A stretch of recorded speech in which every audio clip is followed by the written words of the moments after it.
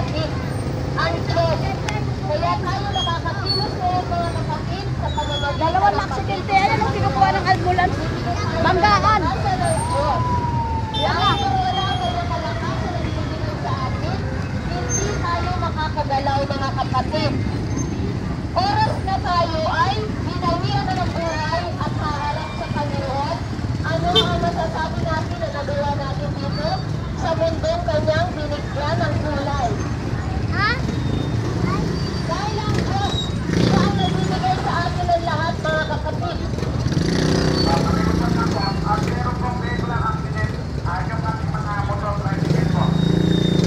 Ultimong mga kapatid na mga kabataan ay ang titigas na ng mga ulo. Marami ng mga kabataan na titigas ang ulo. Marami ng mga kabataan na nakakalimot sa Diyos. Siya lang ang nagbibigay bahag sa atin mga kapatid. Ang Panginoon ay nagbibigay buhay sa atin.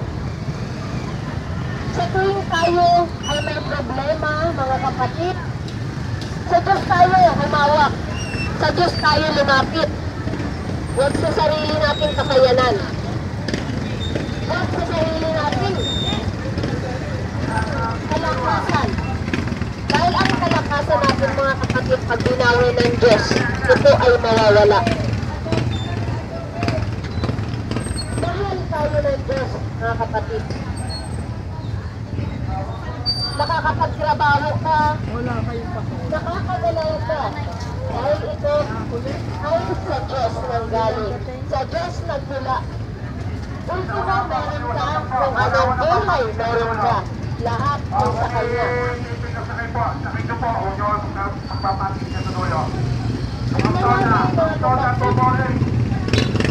Marami mga kapatid na nawawala na sa hulog.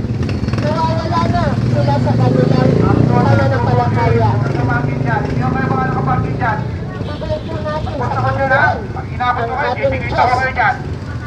Huwag po natin hayaan na tayo magkaroon. Inabot ko kayo dyan.